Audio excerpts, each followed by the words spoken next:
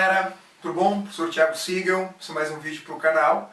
E hoje eu vou tratar de um tema que eu acho um tema bastante difícil, um tema que custa bastante caro para a história da filosofia e que eu espero que ajude professores, alunos do ensino médio, que estejam tentando discutir um pouco mais esse tema. E o nosso assunto aqui vai ser poder. Basicamente, o que é o poder, né? Eu gostaria de começar essa reflexão lembrando uma das cenas mais legais da série que todo mundo conhece, Games of Thrones, que é uma cena onde a rainha Cersei está conversando com o Mindinho, e o Mindinho fala para ela, usa uma das frases do filósofo inglês Francis Bacon, mais conhecido como Chico Toicinho, uma frase bastante antiga, onde ele fala que conhecimento é poder.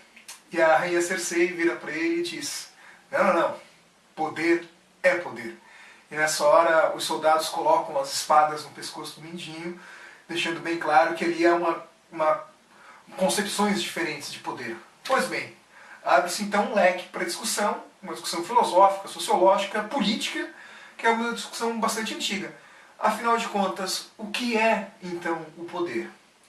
E para falar de poder, talvez a gente possa buscar na história da filosofia e da política um dos principais pensadores da era moderna, o florentino Nicolau Maquiavel, que no livro O Príncipe trata um pouco dessa questão. Embora em nenhum momento Maquiavel vai dizer que poder é isso, que poder é aquilo, que poder é aquele outro, mas esse é o primeiro livro que vai apontar de repente que o objetivo principal de um príncipe é justamente conquistar e manter o poder. E que para isso, segundo algumas interpretações, os fins justificam os meios. Embora, gostaria de lembrar que em momento algum Maquiavel escreve essa frase, os fins justificam os meios, embora ela tenha sido erroneamente atribuída a ele. Um outro filósofo, mais ou menos da época, um cara que eu acho fantástico, recomendo demais a leitura, que vai tratar um pouco desse tema, é o pensador francês Etienne de la Boétie. Tem um livro muito simpático intitulado Discurso da Servidão Voluntária. E eu gosto muito desse texto porque Boétie escreveu esse livro, ele era um garoto, acho que ele tinha 18 anos quando ele escreve esse livro, e ele é belíssimo, né? E Boétie fala que o poder ele continua existindo e as pessoas aceitam a dominação, aceitam serem vítimas de poder, justamente na esperança, vejam só vocês, de que um dia sejam elas que vão estar exercendo o poder ou a dominação sobre outras pessoas. Pergunta-se Boétie, de quem são as mãos que nos oprimem, senão as nossas próprias mãos?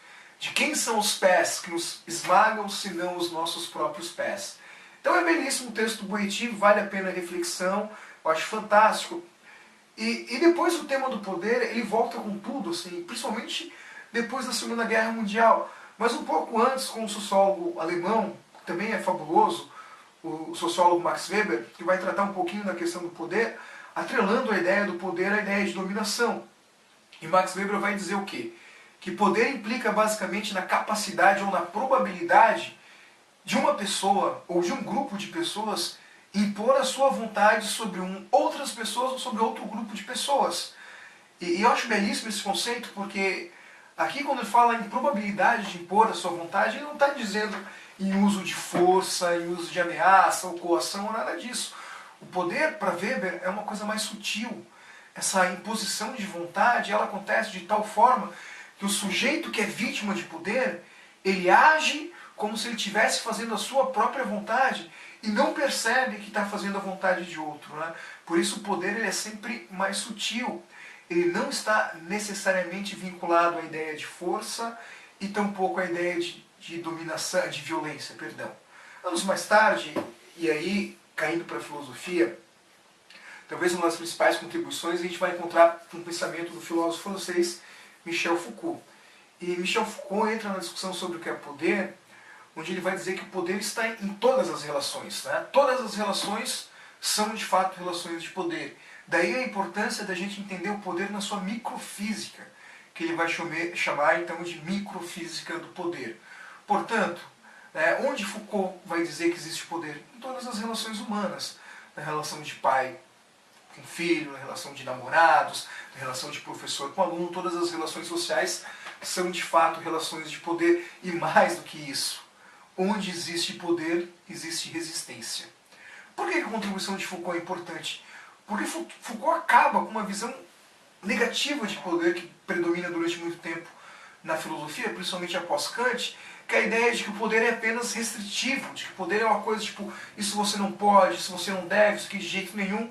Não, Foucault vai apontar que existe algo de positivo por trás da concepção de poder, né? Que poder é justamente a ideia de você superar um outro poder e estipular, né, algo novo que nasce dali, porque onde existe poder, existe resistência, e onde existe resistência, obviamente pode existir mudança e superação. Então essa contribuição do Foucault é fantástica.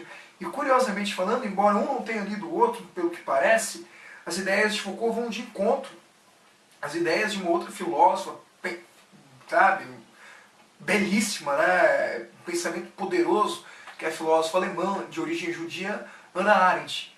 Hannah Arendt vai apontar justamente que o poder não é algo que alguém possua, não é algo que alguém possa ter e guardar para usar mais tarde, não é algo que você possa levar para toda a sua vida. O poder circula entre as pessoas, né? O poder não se pertence, o poder se exerce. O poder é conjuntural. Ele nasce com os homens em determinadas circunstâncias e assim como ele nasce, ele simplesmente pode deixar de existir. E é justamente com as ideias de Hannah Arendt, eu gostaria de ler um pequeno trecho do livro dela, se vocês me permitirem, é jogo rápido e facilita muito o debate sobre o que é poder. O poder é sempre, como diríamos hoje, um potencial de poder. Não uma entidade imutável, mensurável e confiável como a força. Enquanto a força é a qualidade natural de um indivíduo isolado, o poder passa a existir entre os homens, quando eles agem juntos, e desaparece no instante em que eles se dispersam. Mais adiante ela continua. O poder corresponde à habilidade humana de não apenas agir, mas de agir em uníssono, em comum acordo. O poder jamais é propriedade de um indivíduo, pertence ele a um grupo. E existe apenas enquanto o grupo se mantiver unido. Quando dizemos que alguém está no poder, está na realidade, estamos na realidade nos referindo ao fato de encontrar-se essa pessoa investida de poder por um certo número de pessoas para atuar em seu nome. No momento em que o grupo de onde origina-se o poder desaparece, o seu poder também desaparece. O que Hannah Arendt está mostrando para a gente?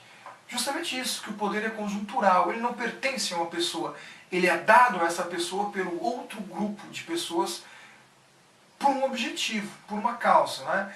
E é nessa linha que a gente pode chegar no pensamento de um outro filósofo importante do século passado, filósofo grego-francês chamado Cornelius Castoriadis, que vai dizer o que para a gente? Que o poder pode ser de duas formas, ele pode ser heterônomo ou autônomo, ou seja, ele pode vir de fora como uma imposição de um grupo sobre outro grupo, mas ele pode ser autônomo, ele pode nascer dentro do próprio grupo. Isso significa dizer o quê? Que aquelas pessoas que pensam que poder, por exemplo, não tem nada a ver com democracia, estão completamente erradas. O poder pode ser democrático. Ele pode nascer dentro de um grupo justamente para atender aos interesses desse grupo ou para que esses grupos lutem por aquilo que é importante para eles.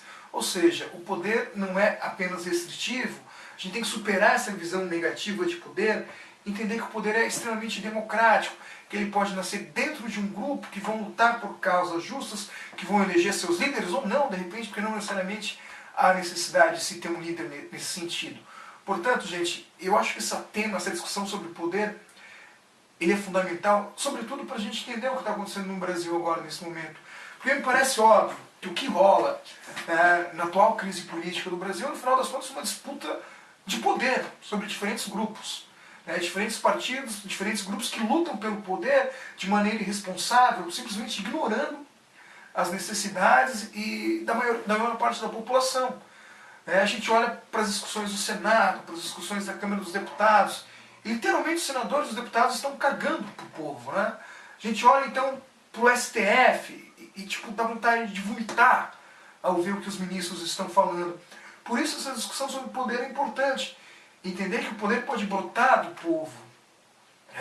E nós, povo, devemos saber disso. Entender que esse poder é democrático, sobretudo democrático, e que ele pode ser autônomo. Talvez, e aqui a gente joga uma possibilidade, a compreensão do sentido e do significado filosófico de poder possa ser uma alternativa para a gente vencer essa crise.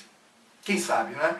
Essa seria a contribuição de hoje, espero que vocês gostem do vídeo. É claro que é uma discussão densa, são milhares de livros, milhares de textos, Falta muito também para mim compreender todos eles, mas né, dentro do possível, perguntem, questionem, acrescentem, o que eu puder responder eu respondo. Espero que vocês gostem, curtam, compartilhem, deixem também suas críticas, sugestões. Dentro do possível eu vou responder tudo. Um abraço para todo mundo. Valeu!